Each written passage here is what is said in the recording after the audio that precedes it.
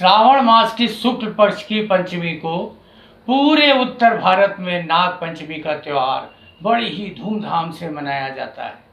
इस दिन नागों की पूजा की जाती है। ये त्यौहार भारत के अलग अलग प्रांतों में अलग अलग ढंग से मनाया जाता है। आइए जानते हैं क्यों मनाया जाता है नाग पंचमी का पर्व। जय भोलेनाथ। नाग पंचमी की हार्दिक शुभकामनाएं। गरुड़ पुराण की एक कथा के अनुसार एक गांव में एक वृद्ध महिला रहती थी जो गाय आदि की सेवा करती थी और उनसे दूध प्राप्त करने के बाद उस दूध को उबालकर उसका कुछ भाग अपने आंगन में छोटे छोटे पात्रों में रख देती थी और वहाँ पर कुछ सांप रोज आते थे और उस दूध को पीते थे और चले जाते थे। उस वृद्ध महिला की एक छोटी सी पुत्री थी जो ये सब देखते देखते बड़ी हो रही थी। उस वृद्ध महिला ने उसको बताया, ये तुम्हारे भाई हैं, मेरे ना रहने के बाद यदि तुझे मदद की जरूरत पड़े तो इन्हीं को पुकारना।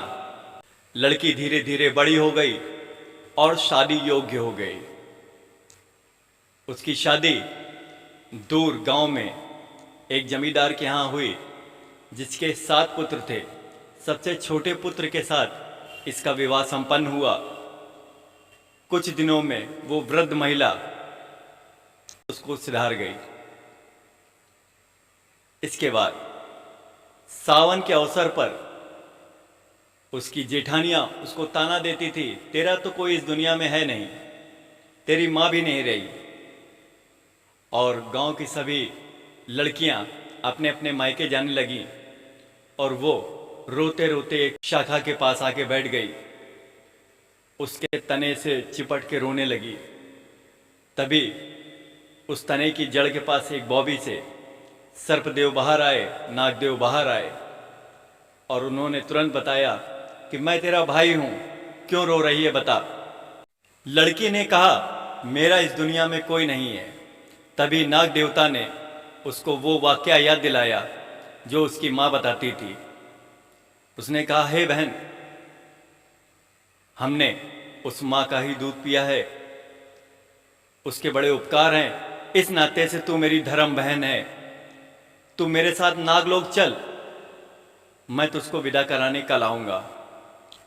नाग देवता अपना इंसानी रूप बदलकर उसके ससुराल पहुंचे और उसको अपने साथ विदा करके नागलोक ले गए। नागलोक में नाग माता मिली। नाग माता ने एक पुत्री की भांति उसका स्वागत किया और वो खुशी खुशी वहां रहने लगी।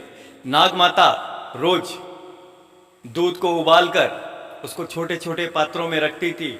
वहां पर छोटे छोटे सांप आकर उसको पीते थे। एक दिन उस लड़की ने, नाग माता को कुछ विलंब हो रहा था, उसने दूध को उबाला और गरम गरम दूध पात्र में भर के रख दिया। छोटे छोटे सर्प जब आए तो उनका मुख जल गया। उन्होंने उससे बदला लेने की ठान ली, किंतु नाग माता ने बीच में आकर इसका विरोध किया और सर्प चले गए। कुछ दिन बाद वो अपनी ससुराल वापस आ गई और दूसरी नाग पंचमी फिर आने लगी। सावन आया। अब वो लड़की रोज छोटे छोटे पात्रों में दूध को रखकर अपने आंगन में रख देती। बॉबी से निकलकर सांप आते और दूध पी लेते।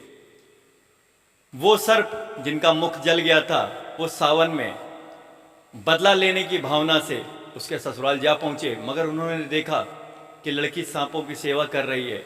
इस पर उन्होंने फिर आकर दूध पिया और उसे बहुत सारा आशीर्वाद दिया, हीरों की माला दी। तब से ये प्रथा चल गई कि आज के दिन सभी महिलाएं नागों को अपना भाई समझकर उस बंधन को निभाती हैं। जय हो भोलेनाथ। नागों ने की थी शिव की आराधना। समस्त नागों ने शिव की आराधना की और वरदान प्राप्त किया। तभी से यह प्रजाति पूजनीय है। और गौरतलब है कि नागों के राजा वासुकी को शिव ने अपने कंठ में धारण किया। एक कथा इस प्रकार भी है, जब शिव ने सृष्टि की रक्षा के लिए विष कंठ में धारण किया तो कुछ बूंदे सांपों ने भी पी ली, तभी से सांप जहरीले हो गए। जय भोलेनाथ। नाग पंचमी पर्व का संबंध श्री कृष्ण लीला से भी है। कहा जाता है कि इसी दिन श्री कृष्ण ने कालिया नाग पर विजय प्राप्त की थी। कालांतर में नागों को पूजा जाने का वरदान भी दिया था।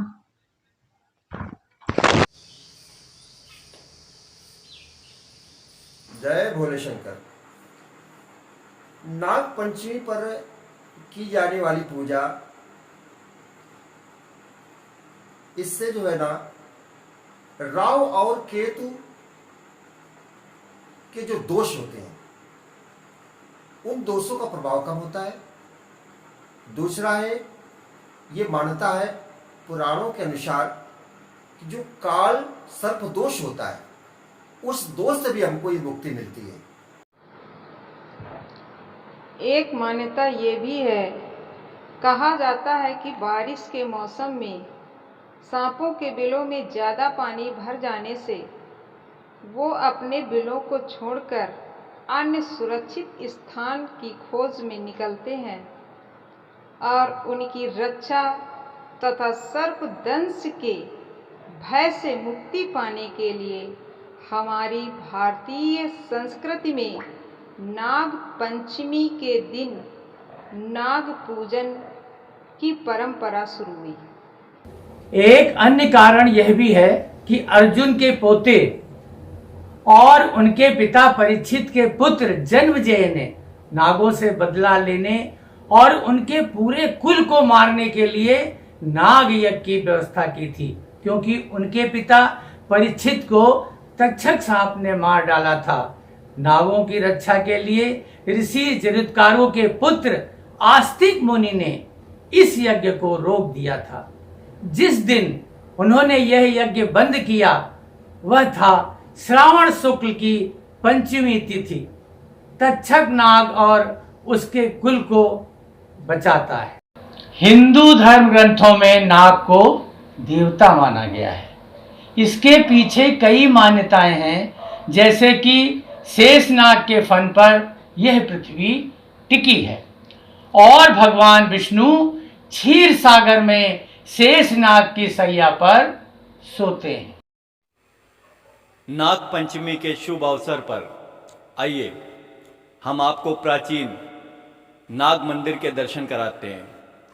कानपुर शहर में स्थित यह मंदिर, लोगों का मानना है कि आज भी इस मंदिर में इच्छाधारी सर्प का एक जोड़ा रहता है।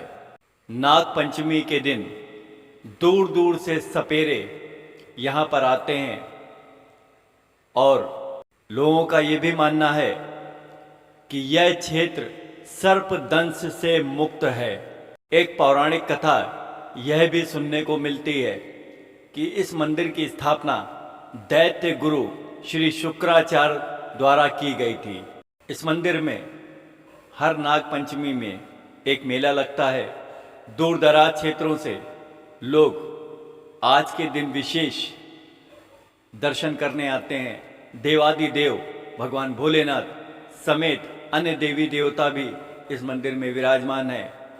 सुदर्शन चक्रधारी श्री विष्णु समेत अन्य देवी देवता भी इस मंदिर में विद्यमान हैं। आइए आपको दर्शन कराते हैं इस मंदिर के।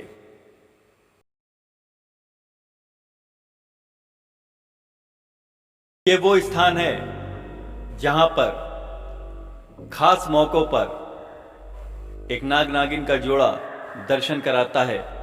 यहां पर एक प्राचीन कुआं था जिसको अब बंद करा दिया गया है।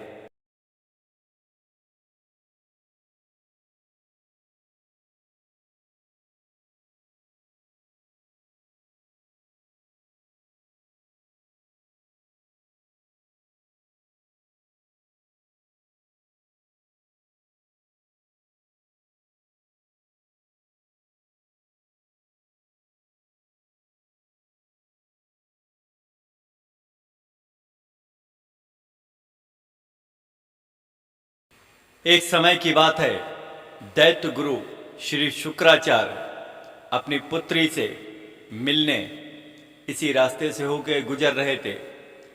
कुछ पल यहां पर विश्राम करने के लिए रुके और उनकी आंख लग गई और उनको स्वप्न आया। शेषनाग उनके स्वप्न में आए और उन्होंने उनसे यहां पर एक मंदिर की स्थापना करने के लिए कहा। दैत्य गुरु ने यहां पर उस मंदिर की नींव धरी। तभी से यह मंदिर खेरेपति मंदिर के नाम से प्रसिद्ध है। एक और कथा जो यहां पर सुनाई देती है, श्री नानाराव पेशवा जी यहां पर रोज पूजा करने आते थे। एक दिन जब वो यहां पर पूजा करने आए तो अंग्रेजों की फौज ने इस मंदिर को चारों तरफ से घेर लिया। श्री पेशवा जी ने मंदिर के अंदर शरण ली। तभी इस मंदिर के अंदर से सैकड़ों सांप बाहर आ गए और अंग्रेजों की फौजों को वापस होना पड़ा। इस मंदिर की दूर दूर तक बड़ी मान्यताएं हैं। दर्शन कीजिए इस मंदिर के। इस मंदिर में हर नाग पंचमी में एक मेला लगता है। दूर दराज क्षेत्रों से लोग आज के दिन विशेष दर्शन करने आते हैं। हर एक डगर पे हर पल मेरे साथ है, हर एक डगर पे हर पल मेरे साथ है, हर एक डगर पे हर पल मेरे साथ है। भोलेनाथ है जी मेरे भोलेनाथ है, भोलेनाथ है जी मेरे भोलेनाथ है।